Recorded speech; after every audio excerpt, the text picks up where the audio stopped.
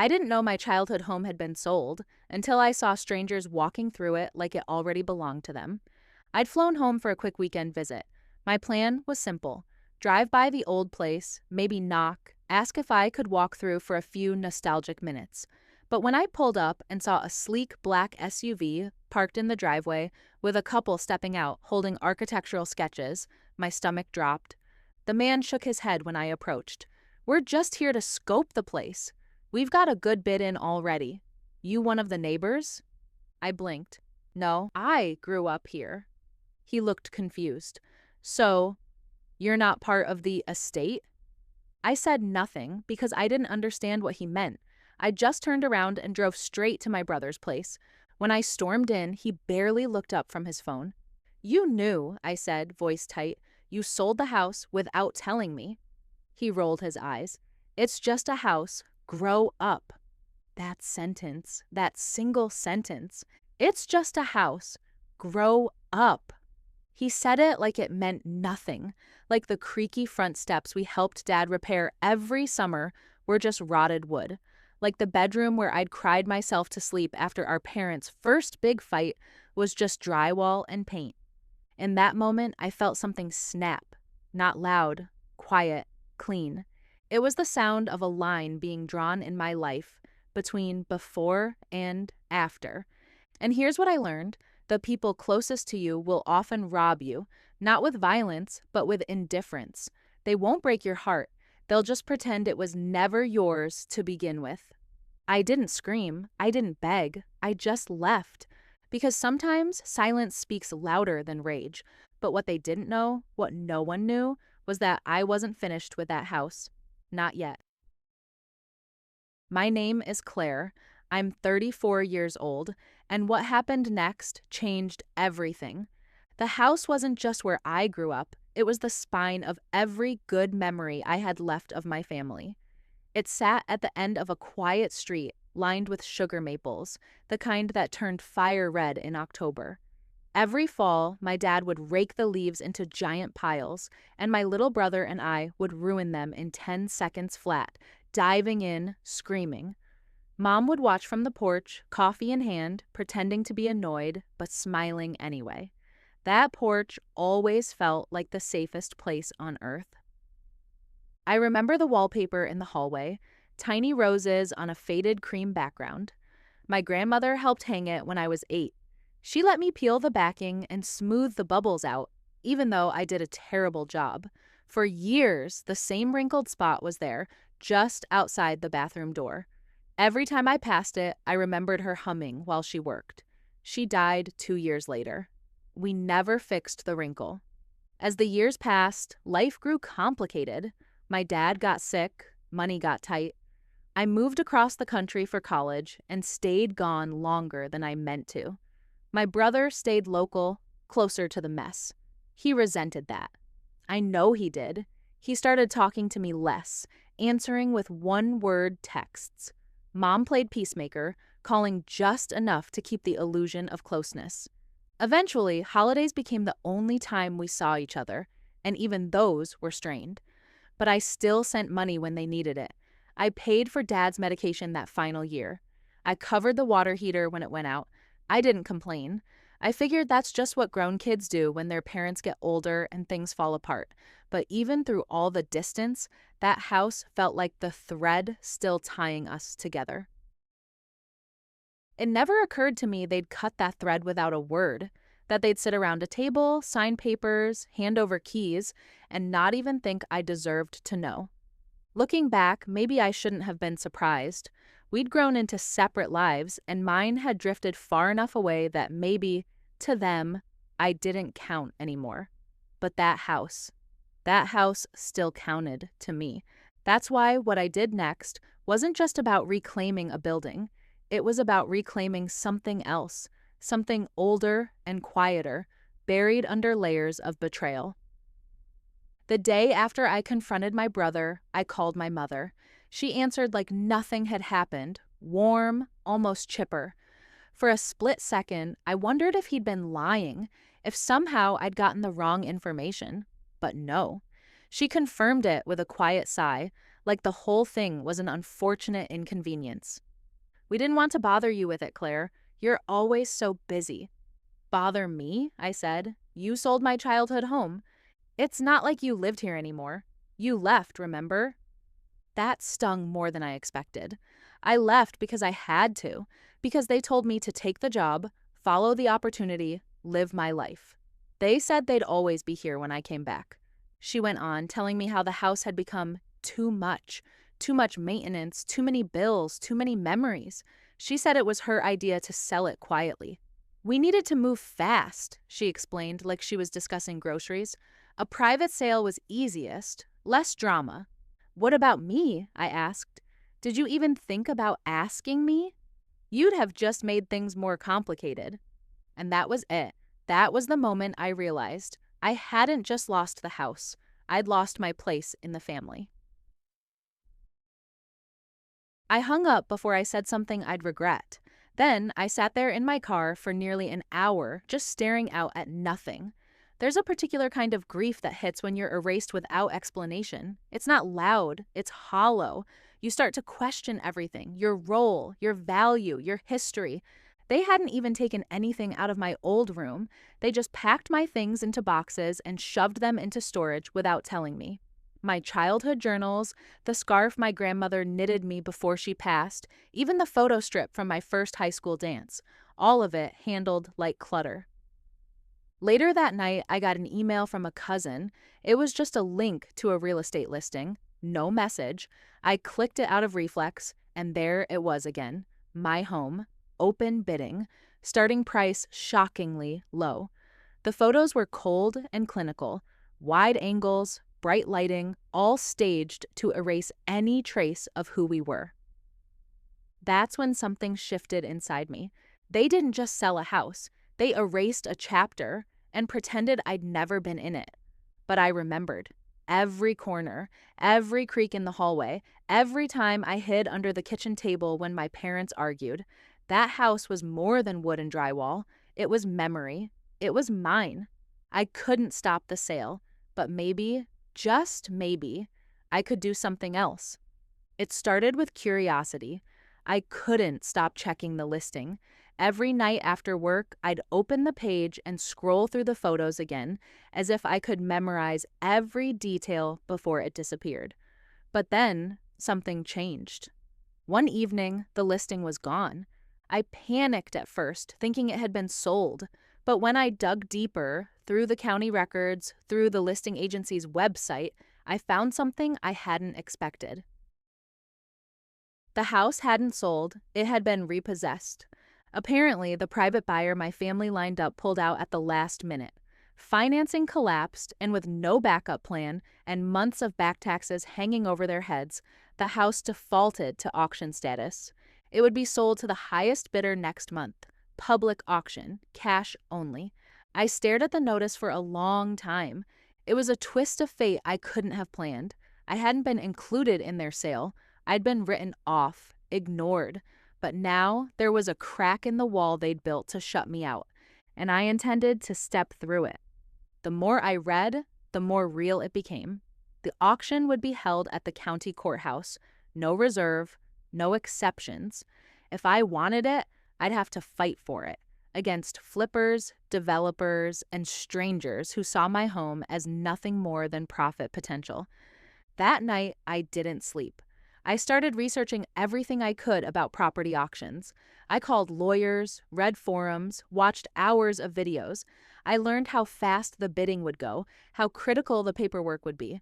I learned how to verify liens, calculate title fees, and line up a cashier's check with just a few days' notice. I also learned something else.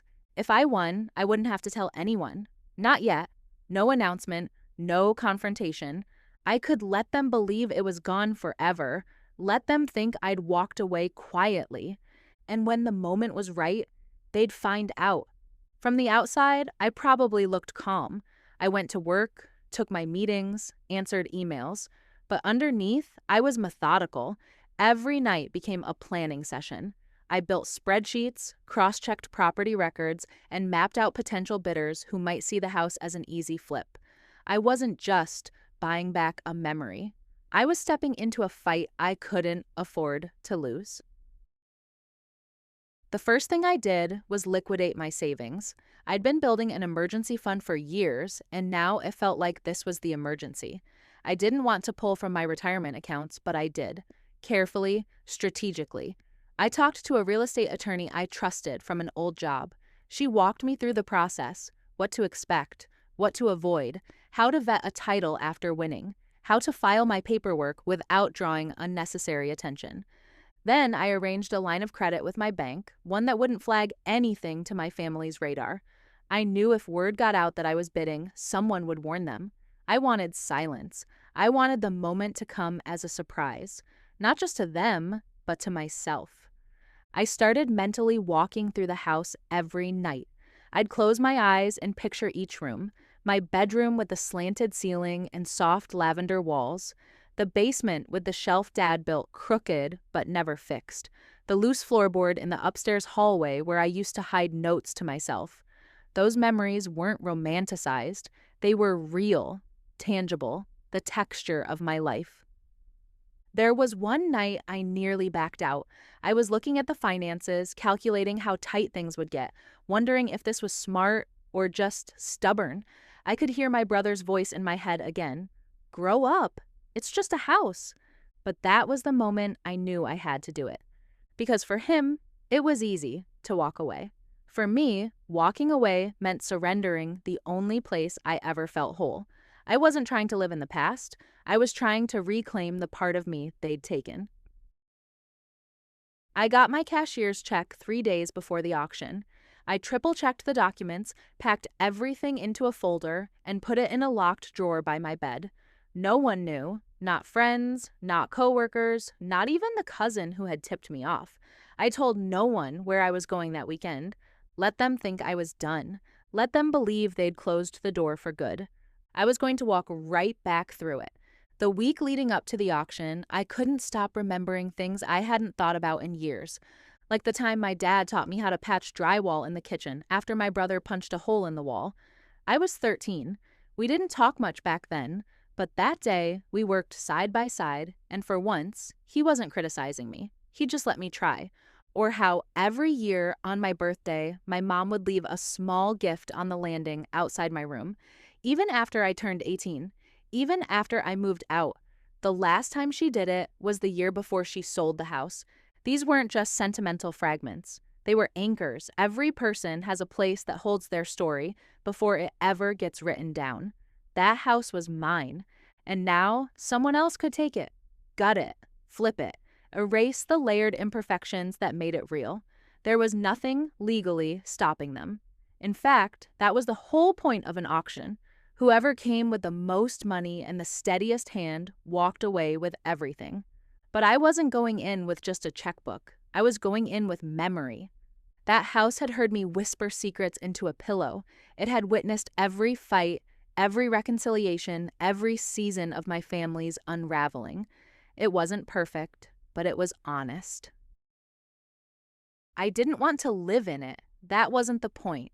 I wanted it because it mattered, because they acted like it didn't, and because sometimes the only way to move forward is to reclaim the thing they tried to bury. The auction wasn't at night, but it felt like it. The courthouse lobby where they held it had that sterile fluorescence that made everything feel colder than it should. I arrived early and took a seat in the back row, quiet, composed. I didn't want anyone to notice me. I was dressed plain. Jeans, sweater, hair pulled back. The folder with my documents was tucked under my arm like it held groceries instead of my entire past. There were maybe 20 people in the room, some real estate agents, a couple in matching fleece vests, a man in a suit with a Bluetooth in his ear. Everyone looked like they were here for business. I was the only one here for blood. They called the house midway through the docket. Parcel 1123, the auctioneer said. Single-family residence, 2-story Victorian, opening bid $47,000. My chest clenched at the number. It was obscene, almost insulting, how little they thought it was worth. The bidding started quickly. A woman across the room raised her hand. 50. The man in the suit followed without hesitation. 55. 60, said someone else. I waited. My lawyer had advised me, never show your hand early. Let them wear each other out. Look like you're considering. Make them think you'll fold. At 75, I made my move. 90, I said, my voice calm but sharp. The room quieted just a bit. It jumped from there.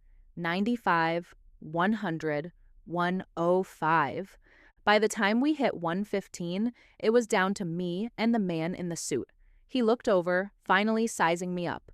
I gave him nothing, no reaction, no eye contact. 120, he said. My stomach dropped. That was higher than I wanted to go. I had a ceiling. I'd promised myself I wouldn't cross it, but I also knew if I walked away now, I'd never forgive myself. 125, I said. He hesitated. The auctioneer looked his way. Do I hear 130? Nothing. Going once, going twice. He shifted in his chair, leaned toward the auctioneer, and shook his head. Sold, the man said, slamming the gavel. Parcel 1,123 to bidder 407. Me, I didn't exhale for a full 10 seconds. The moment it was over, I walked outside and sat on the concrete steps. The sun was high, but everything felt dim, like I was still underground. My hands were trembling. I hadn't just won.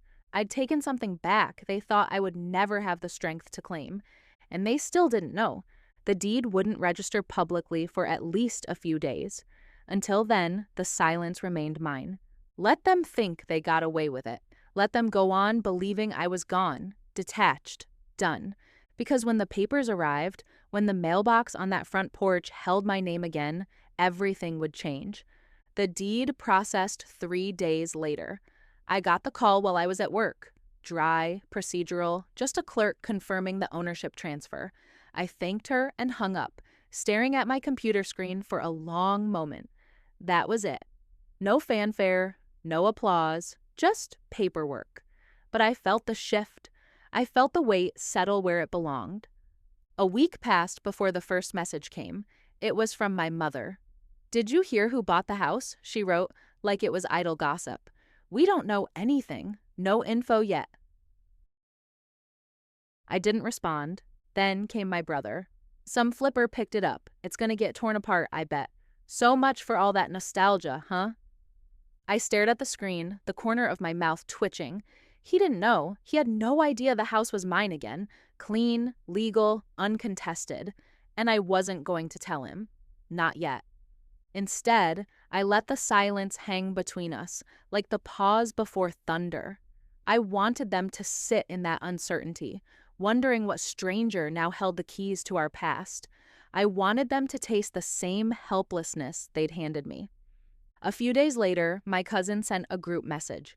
Claire, did you seriously buy the house back? That was the moment the silence broke. I answered simply, yes. Nothing after that. No follow-up, no congratulations, no apology. It was the quietest acknowledgement of defeat I'd ever seen. I unlocked the front door on a Tuesday morning. The house was empty, stripped of furniture, quiet in a way I'd never heard it before. My footsteps echoed on the hardwood floors as I stepped inside. The air smelled of dust and old wood. I walked slowly, room by room, letting each space breathe. The kitchen still had the faint outline on the wall where the spice rack used to hang. My bedroom upstairs, though bare, still had a scuff on the corner where my bookshelf used to be. I ran my fingers along it, half expecting to hear laughter from a memory long gone. I didn't cry. I thought I would. But instead, I felt calm, like I'd arrived at a place I'd been walking toward for years. I didn't plan on living there. That wasn't the point. But I hired a crew to fix what needed fixing. Not to erase the house's history, but to preserve it. I had them repaint the living room a shade lighter than before, clean the windows, replace the broken fixtures. But I told them to leave the creaky floorboard in the upstairs hallway. Some things needed to stay. When the work was done, I had the house staged simply. A table, a few chairs, soft rugs. Enough to give it life without noise. I spent one last evening there before deciding what to do with it long term. I sat on the porch with a mug of tea, watching the street as the sun dipped below the trees, same as it had for decades. I wasn't holding on to the house because I couldn't let go. I was holding it because I chose to. There's a difference. In the end, I sold the house, but on my terms, to a family, a real one. A young couple with a toddler and another on the way. I met them once briefly during the final walkthrough. They asked me if the place had good bones.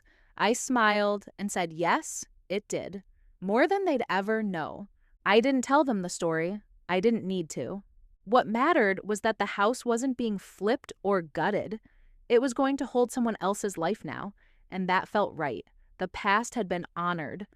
Now it was time for someone else to write theirs.